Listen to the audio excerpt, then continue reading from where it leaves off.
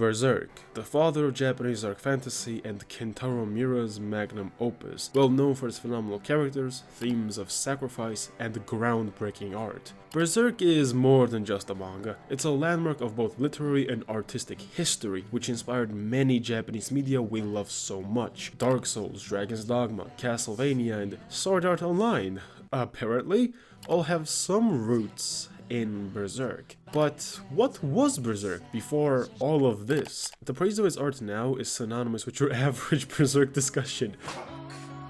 But what was it like 380 chapters ago? Many of your thoughts will rush into the obvious things, such as the art just being generally more simple. But those techniques we associate to the core of Berserk were completely gone, along with those unique, symbolic panels we put to such high esteem. None of them were here because it took the late, great Kentaro Miura many years to come this far. He learned many techniques and even flipped his work ethic not once, but twice completely, which changed the very foundation of Berserk's publication. As a result of Berserk being just so big, clocking in at around 20,000 pages, we can't really cover all of it whilst doing it justice. So in this video, we're gonna cover the changes from chapter 1 all the way up to the conviction arc, breaking down each and every single step Berserk took to become Berserk. This is the artistic evolution of Berserk.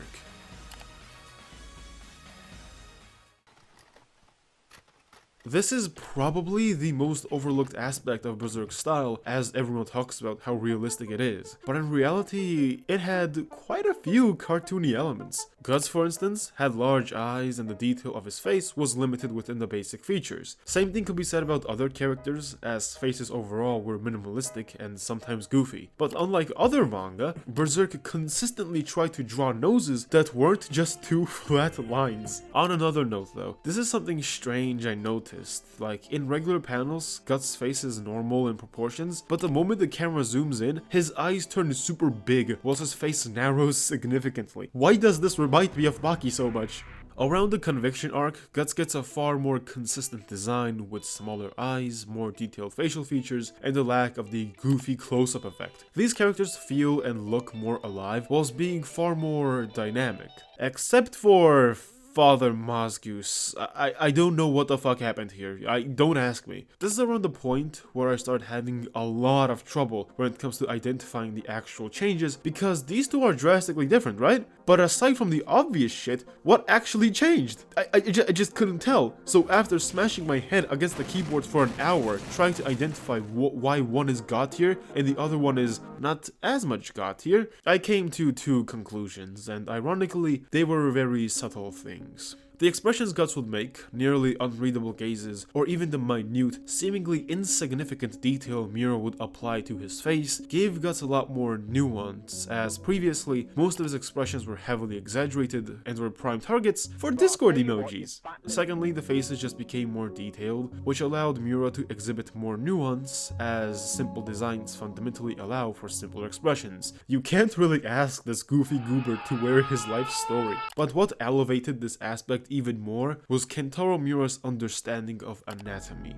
Instead of just slapping any expression just by moving the eyebrows down and showing teeth, Miura starts to think about how everything from a subtle twitch of the brows to gaping grins affect other muscle groups, how it can stretch out the skin and distort the face. It's a far more subtle change, but it gives off a lot more detail whilst not resorting to your traditional applications for detail. This is fine and all, but one thing that really contributed to an even bigger change in Berserk's art is the shading became such an integral part of Berserk that it's not Berserk anymore if you remove it. Previously, the amazing cross-hatching we associate to Berserk was not too common. Yeah, sometimes we get to see them, but they were pretty scarce and held little prominence within the panels. Sometimes you get to see a lot of them, but they had no sense of uniform, direction, or cohesion. They were almost a substitute to dark shading. And speaking of substitutes, sometimes Kentaro Miura would use this type of gray tone, where detail is just omitted, but there aren't dark enough to justify removing the details. It's kinda odd, especially since not all the detail is removed, so Guts just looks like his hair has faded into the astral realm. The composition of this shading resembles dark tones more than anything else, whether that be with the overshadowing of detail, having a transitioning point with cross-hatching, or even its shape. It's just wasn't dark enough, I guess. Were they saving up on ink? Back to cross-hatching for a sec, because as I mentioned previously, this became the most drastic change when it comes to Berserk's art evolution. Whilst previously it was comparable to most other mangas, by the time the Conviction arc rolled around, the shading became etched into the very soul of Berserk. Cross-hatching goes through the roof towards the Conviction arc, with every single panel containing some level of it. The biggest twist here is that this isn't your typical application of cross-hatching. Kentaro Miura, in a masterful stroke of a pen, molds the shading around the characters' bodies, giving them this near 3D, geometrically round shape to every aspect of their characters. This inherently gives everything a lot more detail and style, whilst not resorting to added bloat for meaningless detail. Dark tones also get used a lot more here, but that is so special, it needs its own different topic, so we will get back to that later. Berserk 2016, or what I'd like to call the torture and mutilation of Kentaro Miura's masterpiece. This abomination, released in 2016 and somehow in 2017, decided that it's a good idea to adapt Berserk, a manga which is known for housing hundreds of different 2D exclusive techniques in 3D, whilst also chopping up the arcs and merging them into whatever the f this is. If you want to animate something in 3D, obviously you'd have to use 3D models. So tell me, why is the shading the only flat part of this thing? The only thing that is meant to be 3-dimensional is flatter than my ass. How? Who approved of this? And now, with that out of the way, let's go back to our usual programming. The shading, whilst adding a lot of detail, also adds a shit ton of textures. Guts' cape that intricately molds around his figure used to be just a black blob thing. Now, it looks like it's been through thousands, if not hundreds of thousands of battles, with each skirmish leaving a lasting scar on it. The black robe around Guts, in my opinion, is the peak example of what shading is capable of, as Kentaro uses each and every single line to give it this smooth, multi-layered look. This can be viewed as an allegory to Guts' life and all the suffering that destroyed his soul, left him in tatters, floating in the limbo that is the non-stop winds throwing him left and right. And this is around the point where you start losing focus and space out, and I snap you out of it by telling you how, wake up, put your glasses on, because a hot take is coming. Please don't kill me for this next point, because line work in Berserk used to be a lot more consistent. Yes, used to be. It isn't now. Because Kentaro Miura would go off the dang wall by twisting and molding the style to capture Guts' unshakable, indomitable, and spiritual rage that can rip through all of time and space with a thunderous bang of his arm cannon thing and his Dragon Slayer, which description might start to sound more and more like a setup to a Gentai plot. Whilst Kentaro Miura previously was a lot more reluctant to alter the general composition of the style, he soon removed that restraint around the Conviction and Lost Children's arc, as it holds some of the most iconic and stylistically unique art Berserk has to offer. A large part of this can be attributed to the unique paneling and the use of dark tones.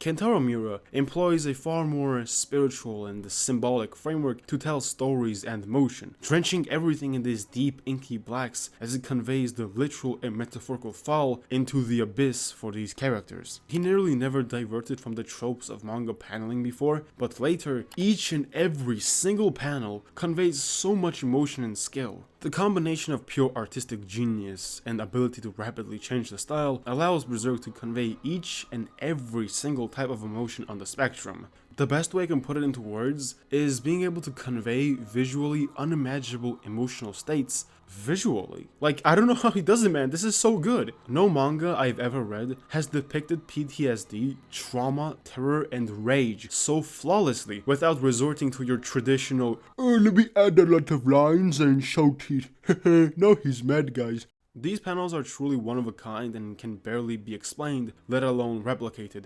Nice fucking try, SAO. One thing that didn't really change, however, is the action scenes.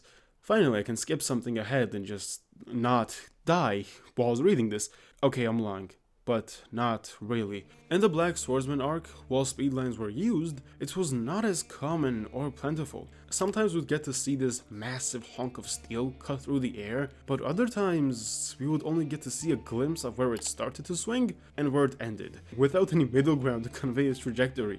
It just teleports. The speedlines also were just a complementary piece rather than the main focus, but in the Conviction arc, it is completely flipped upside down. Speedlines now are an invaluable piece as Kentaro Miura implements dozens, if not hundreds of speedlines for these panels, conveying the sheer ferocity of Guts' swing, along with all that energy just blowing everyone away. This is because the speedlines weren't just added details, as they became the detail. They became the fundamental and foundational piece for Berserk's action scenes. Every single line work, every single detail was converted into speedlines, and this gave everything so much more weight, dynamic, and instant impact. Guts' swings feel like they are ripping apart the entire world from the inside out. But even more subtle thing about this is the way Kentaro Miura actually implements this speedline. It isn't like your traditional other mangas where they are just vertical or horizontal or a fucking arc of a line and that is just speed. Here, the way the corpses in the air spin around after Guts' swing obliterates them is highlighted in their actual motion, as some of these have almost this spiral effect where they're actually spinning around in the air. It is so bizarre because it actually does its job so well without compromising on any of the detail or technicality.